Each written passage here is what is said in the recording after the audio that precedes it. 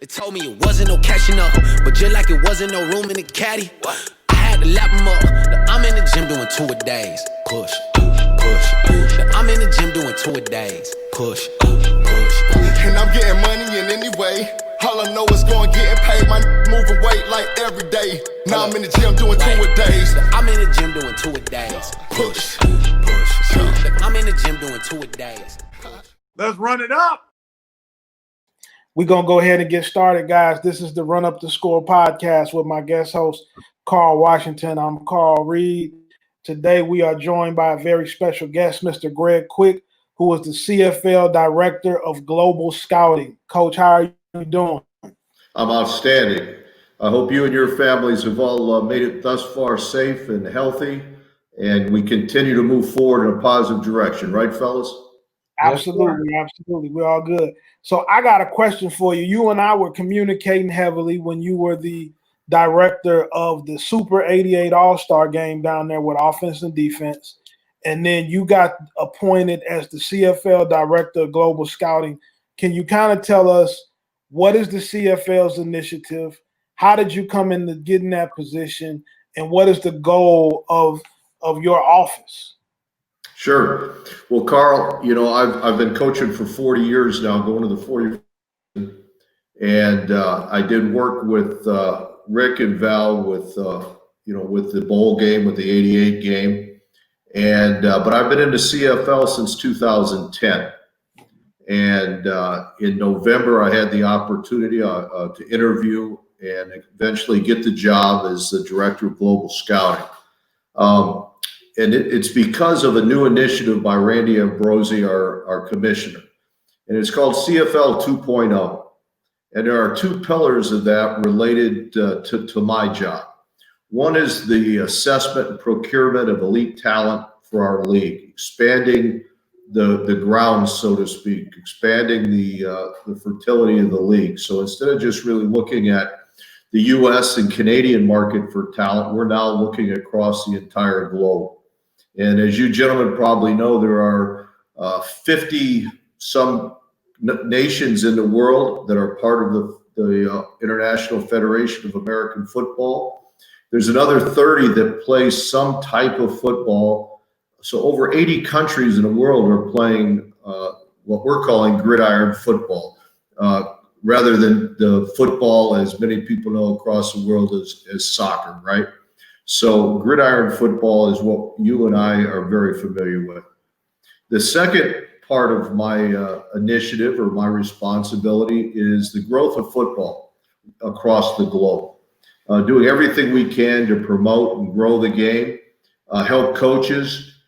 We have a federation right now of 14 countries that are aligned with the CFL. And a large part of that initiative is growing the game of football. For example, we've done clinics in the Nordic countries. We're going to be doing podcasts in Italy and Finland.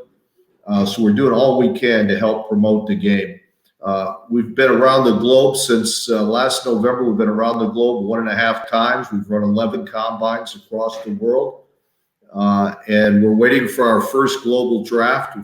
Once we establish what our season will start, then we'll establish a date for our global draft. We had to reschedule it. So, Coach Quick, when most people in America, when they think of Canadian football, they think of 12 men in a wider field. Can you tell us the differences between Canadian football and American football?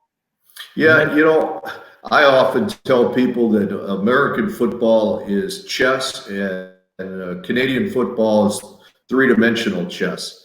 The main differences, one, are the size of the field. It's 12 yards wider than American. It's 65 yards wide, which may not seem like a lot, but when a defensive player comes up from down south to play in Canada, and they take off in pursuit on a defensive play, they get to about the hash and feel like they should be at the sideline, and they still got another 24 yards from the hash to go. So one is the width of the field. The length of the field, 55 yards is the middle of the field. So the field is 110 yards. The field size is one thing. Then the 12th man changes strategy a little bit, but something that would really take your fans and your listeners by surprise are the motions, because all eligible players can motion simultaneously. So the running back, and they can motion towards the line of scrimmage. So the running back could motion towards the line of scrimmage before they would release on a route. So you've got a 4.3 40 wide receiver who's taking a 20-yard head start on a DB that's playing man coverage. It's a little bit different. It really is a lot like basketball. It's really basketball on grass in a lot of ways. The other is that we only have 3 downs. So it's like starting at second and long and playing from there. So, you know, if you don't get 5 on first down, you really put yourself in a hole, and you're going to have to throw the football on that second down. But it's an exciting game. The other part of it is part of what we're talking about today, and part of is the ratio and how players are used. Because there are American players, global players now, and the Canadians, there's a certain number of players of each variety that have to be on the field or have to be on the roster at any given time. So that makes it challenging as well. So Coach, you mentioned that the global draft. Okay. What is the difference between the global draft and the regular CFL draft that you guys just had a couple weeks ago? The global draft is anybody that does not have U.S. or Canadian citizenship. So it'd be a player that doesn't have U.S. or Canadian citizenship. And so that's the standard. And I'm sure that may change over time, but right now, so you can't have dual citizenship. You can't be, say, from the Bahamas and have U.S. citizenship as well. So you can only have citizenship from a country outside of the U.S. or Canada. So that's all over the world then, right? So we have 14 nations that work with us in Alliance, but there's a lot more countries that actually play American football. So, you know, Australia, for example, there are over 30 punters and kickers in U.S. colleges that are from Australia. Across the world. So we've gone out and we've run combines in 11 countries. We have gathered film from across every league in the world, from as far south as Brazil, as far north as Finland, Denmark, Russia, from Japan to Great Britain, Spain. But around the world, we've gathered film. We do assessment, and then we provide our teams with the video. We do reports, obviously the results of the combines, and then we invite 60 of the top players to a combine in Canada where they get to perform in the combine, and then we follow that with the draft. If you are, let's say you play at the University of Missouri, right? Mm-hmm. And you don't get drafted, is there a way for you to get into the CFL if you're an American? If you're an American, sure. So the third way that you come into the league is as an American. Now, we don't have a draft. The Americans enter basically as free agents. Obviously, our clubs, just as the NFL, our club personnel people go across the United States, visit the schools, watch games, gather tape, go to pro days, all the same processes, evaluate people in the NFL or the XFL or the Alliance League when it was functioning. And each team has what's called a negotiation list, which is a list of 45 players that they can place on their list, which is basically gives them protected rights to those players. As long as they're on that list. And then they can get on that list. Well, that would happen because the team has seen them play, has evaluated them, and decided that they would be, somebody that would be of worth to them in the future. And they may put somebody on that's, for example, Johnny Manziel was in our league, right? And the team that had his rights had put him on the neg list back when he was probably a sophomore, and retained his rights. And even though he was drafted into the NFL, they retained those rights to whatever time they may want to come north. The majority of the guys that are in our league, a lot come straight from university. Many have already been in the NFL. Maybe they've been 2-3 years in the NFL. Maybe they've been active. Maybe they're on practice roster, and then they come to our league. So 20 players of the 46 game day roster are U.S. players. How does Canada has a pretty solid university system for football too, don't they? Yeah, there are, I believe, 29 schools now that play football in Canada. Again, everything's about, there's 300 and some million people in the United States, and there's 30 million people in Canada. So it gives you an idea that we have 600 and some, almost 700 schools at colleges and universities that play football of some nature in the United States, NAI, Division III, 1 AA, Division I. So it's all proportional. And go ahead. So the players that you draft from other countries, were they playing school football in school, or they was playing club football? What were they doing? It's a wide assortment, Carl. Some played at universities in the United States. There's some of the best players are there in the States.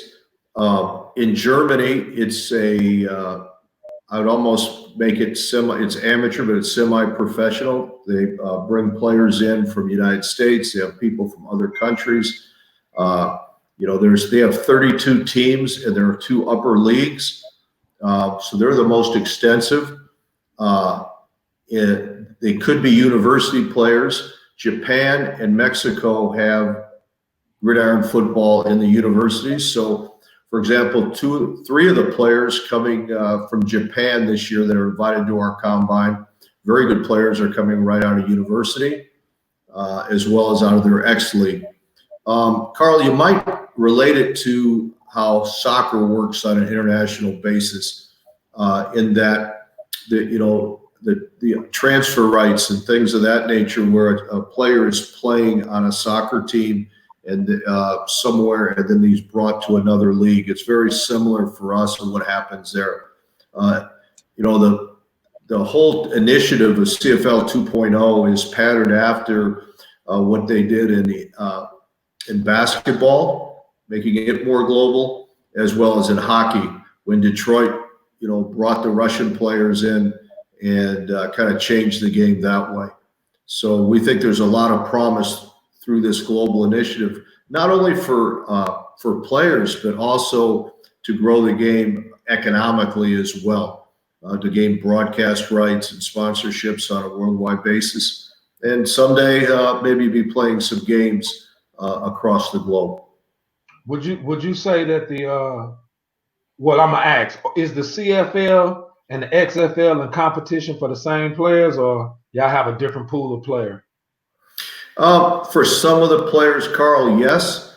But a lot of the guys that were in the XFL were guys that had already traveled through our league and, had been there at one time and maybe no longer were with the club. There were a few players that were in the XFL that had been our league, but the nice thing about football, and you guys know this, it's the same as this conversation we're having, is we're pretty good. We have pretty good ethics and morality as far as men are concerned. So both the NFL, the XFL, the Alliance League, and the Canadian Football League work together to ensure that we respect each other's contract rights and protect the rights of the players as well. So so far, we've been able to work very effectively with the other leagues that were in existence, but there's only a finite number of players, Carl, so you're always in competition to try and have the best players. I got another question for you. As the director of scouting for the CFL, are you content with that job, or are you trying to use that job to springboard into maybe a general manager position in the NFL? Well, right now, Carl, I'm very satisfied. I've got more than enough to do with the 300 guys on our draft list, keeping those people, writing reports, doing that. You know, Carl, my background has been I've been a coach all my life, both in colleges in the States and, as I said, in the CFL.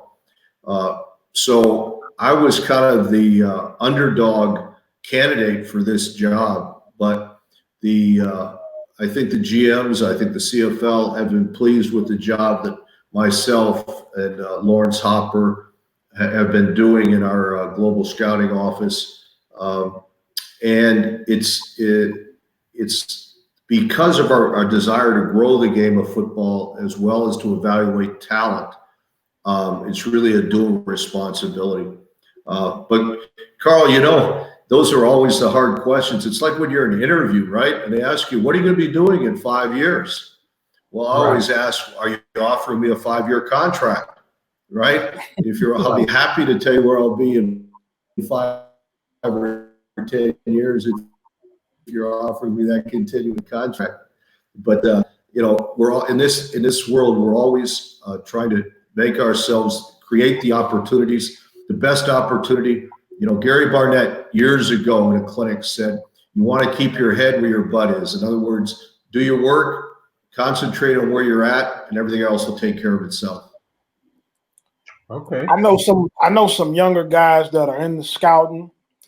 What's the difference between a CFL scout and the guys doing NFL scouting? And if a guy wanted to get into scouting in the CFL, what are some of the avenues, or what would you recommend that he does? Well, you know, the best avenue is generally it's like coaching. You're going to have to start out economically. It's not going to be as rewarding as you might want. So internships, things of that nature. It's a networking process as well, Carl. So any chance to get to know and get to meet coaches, things of that nature. There are guys, you know, at the AFCA convention, there are guys from Canada there. The opportunity to meet with people. I can't tell you the number of Zoom calls I've done with young people that are either in school or wanting to go into coaching or want to go into scouting. The opportunity to network, and but it's a hard nut to crack, and generally it's going to take, you know, starting as an intern. Now, a lot of the upper level, we do have you know, a lot of our assistant GMs and even some of our GMs have a background in the NFL. But a lot of our talent, you know, has been homegrown and grown throughout the CFL process. So it's a lot like coaching in that trying to find the opportunity and to network as best as you can. But it's not an easy road. You got to be willing to move, relocate, and oftentimes work for, you know, what many people would consider substandard pay. What are some of the biggest differences you think between the CFL player agents and what they have to do and what their job is different from the guys who represent NFL players? What are some of the things that the CFL agents have to deal with that the NFL guys don't have to deal with? Well, there's a couple things, Carl. One is you know, if you're representing a player in the United States, is their knowledge and understanding of the Canadian game. They're also the understanding that the financial gain in the CFL is a lot different than the money being made in the NFL. You know, the money in the NFL now is generational money. It changes people's families. The money, you can get a good salary, make a good living, and really start off well professionally through the CFL, but you're not going to become independently wealthy other than for a few of our quarterbacks through playing in the CFL. So a lot of times if an agent has been working in the States and has not worked in the CFL, they may not understand some of the financial aspects of the game. Also, a lot of what an agent does is his relationships with GMs, assistant GMs, and scouts. But the real task of the agent doesn't change. It's to create opportunity for his client. Right now, for the Canadians that are drafted, and even the first-year Americans, the contracts are slotted so that there's not a big chance to change the amount of money as an agent. The best thing an agent does for you is get you in front of the scouting department on a club so that they can make an evaluation. You get an opportunity to get to training camp. We also run, we're talking about how do you get to the CFL. There are a lot of open tryouts across the United States run by the CFL clubs. Now, obviously, this year, those were cut back after March when the travel ban happened. But generally, throughout the United States, all of our clubs run free agent trial camps. On average, what is the average salary of a CFL player?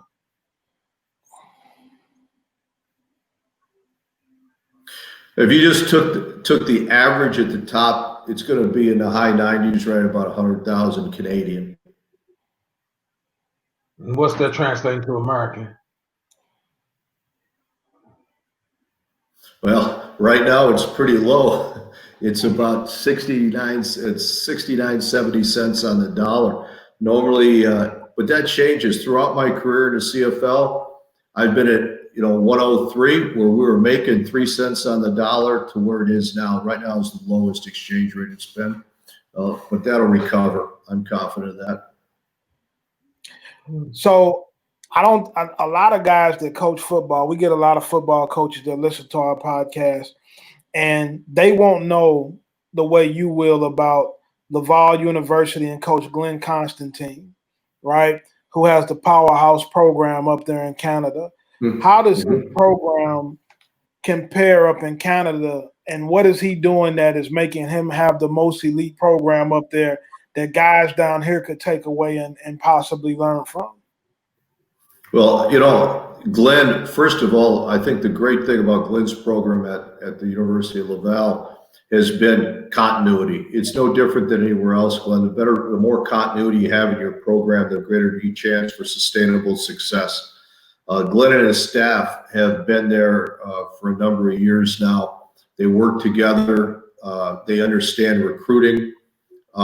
And what they've been able to do between Glenn and Danny Machocho at the University of Montreal, and Danny's now with the Montreal Alouettes. But those two programs have really changed the face of university football by growing the game of football in the province of Quebec.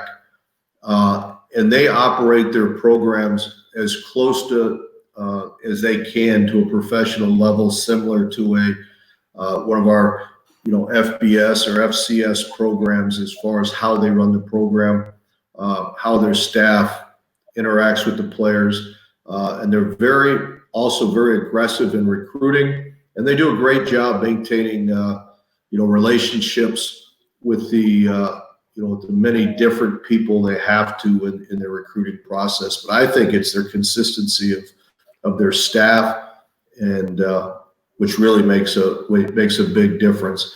And the other is, I think they have a high standard, Carl. I think Glenn has a high standard of expectation of his coaches. He has a high expectation of the support that he gets from their university and their alumni. He has a high expectation of his staff and his players, but most of all, he has a high expectation of himself, and he doesn't tolerate anything less than an elite standard in his program. So is it the same in Canada that you have to be 3 years removed from high school to enter the draft?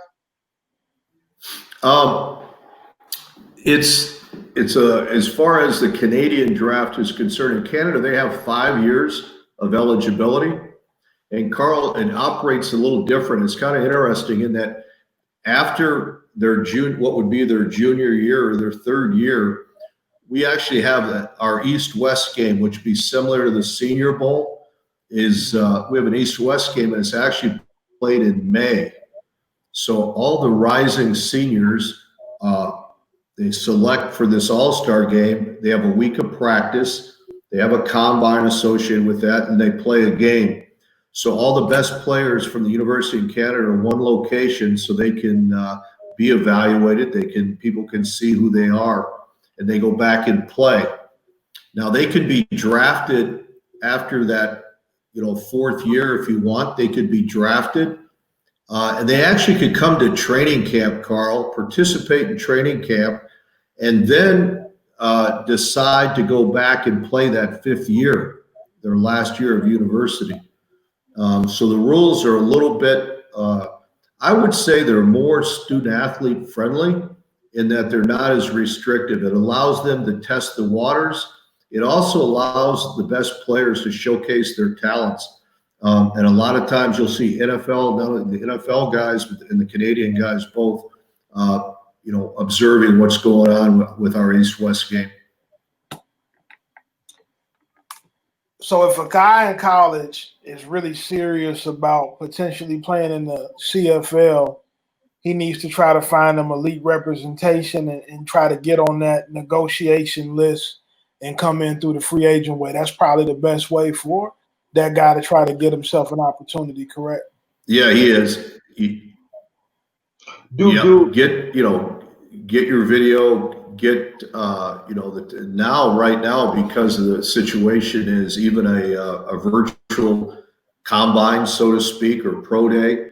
And also to watch, all the clubs have listed on their website in a normal year when their tryout camps are. And again, they have those across the United States. And that's really a great way to get in front of the guys. Now, also, if a player is in the NFL or is in training camp in the NFL, our guys are going to see them because they attend the camps. They come through the NFL. They're at the NFL games, evaluating talent throughout. So it's an ongoing process that way.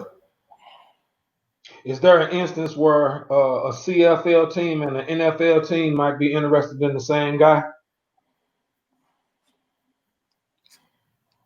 It happens, yeah. Mm-hmm.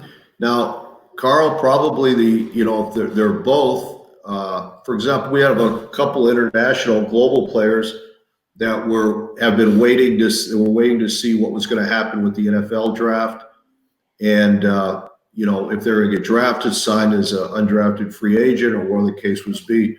And it's happened both ways. Now, our team could choose to go ahead and draft. Let's say, Carl, you were coming out of college right now, and you're now an undrafted free agent, let's say, with one of the NFL clubs. Our teams could choose, if you were a Canadian player or a global player, they could choose to go ahead and draft you basically as a futures player and then retain your rights through the draft, so that, let's say, in 3 years from now, maybe your time in the NFL has run its course and you become a free agent, you could come up to Canada and play at that time, and that team that had drafted you would retain your rights. So right now, some of our clubs with our global players, the NFL Pathway Program, a couple guys are on the practice rosters there, or they may be playing in the NFL. One of our clubs may choose to draft one of those NFL players with the understanding that they retain those rights to the future. Okay. And the CFL season is how many games?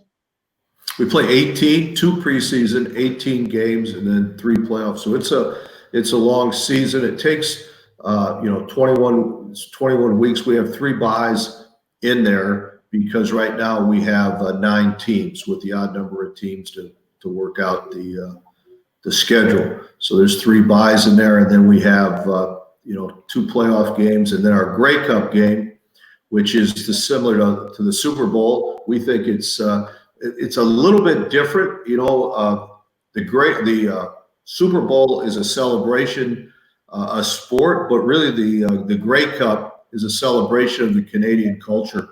It's a whole week long of festivities and events that go on. People from all over Canada will come. There are all kinds of events that take place around it, and then it'll be the most watched sporting event in the country each year.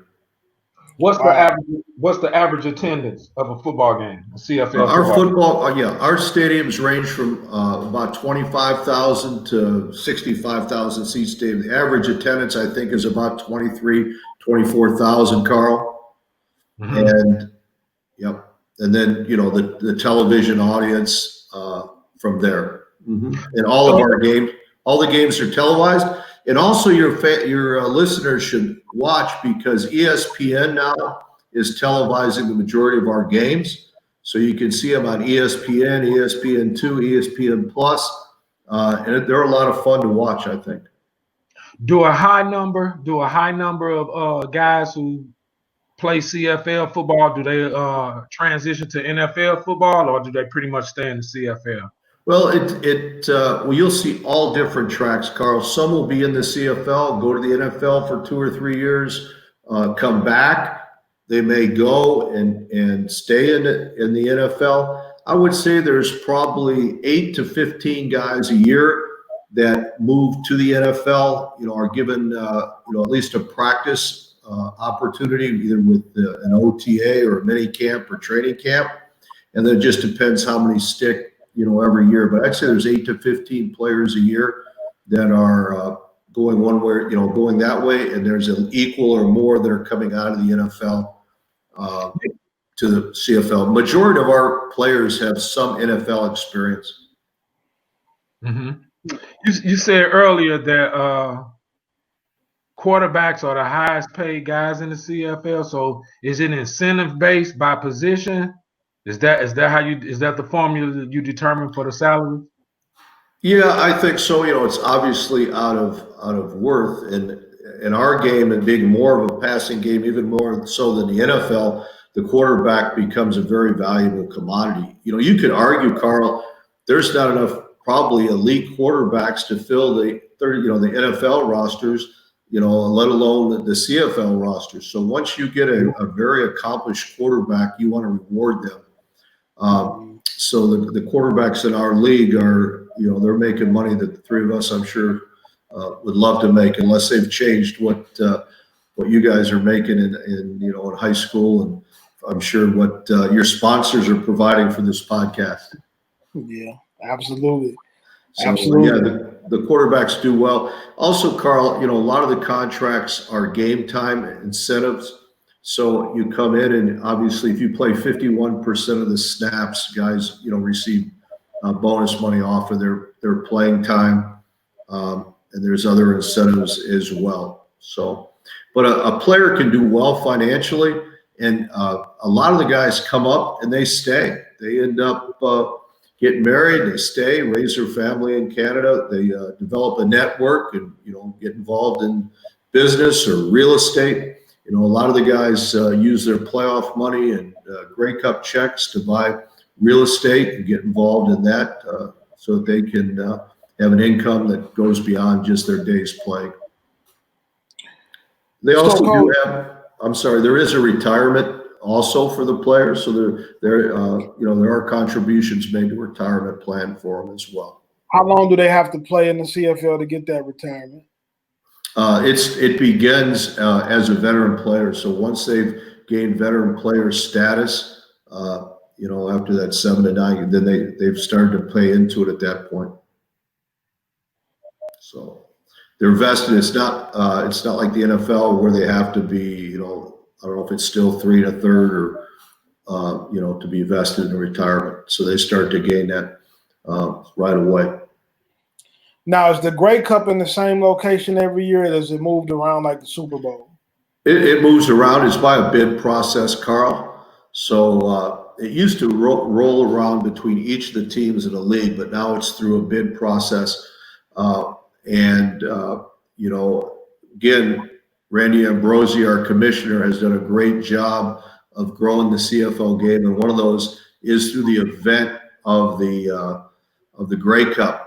And within he had a 5-year process of trying to guarantee profit to each of the clubs coming out of the Grey Cup, so that from each Grey Cup there would be earnings, stretched between the 9 teams in the league. So, for example, last year it was in Calgary. This year it's in Saskatchewan. The following year, Hamilton. So the city makes a bid, and they go from there. Coach, are there any social media profiles either on Twitter or Instagram that people that are interested in the CFL or following you should follow? Yeah. If you just CFL.ca is the website for the CFL. And if you go to the CFL website, there's links to all types of media, both on Twitter, Facebook, Instagram, across the board. So it'll always be updating you to what's happening and those kind of things. So yeah, it's there's the people that are in our communications and PR department in the CFL do a great job. And again, trying to grow the game both nationally and globally. Okay. Well, Coach, we thank you for being on here. Obviously, you and I will be in touch. You've always been a tremendous resource for me, and I appreciate the relationship. I'm gonna have to come up there and be your guest at the Grey Cup this season. I think that's needed. I think it's appropriate, Carl. And I sure appreciate both of you, your time and your patience with my technology today. And wish you all the best. If we could be assistance in any way, just reach out. All right, fellas? I wish you and your families, all the best. Good health. Thank you, Coach.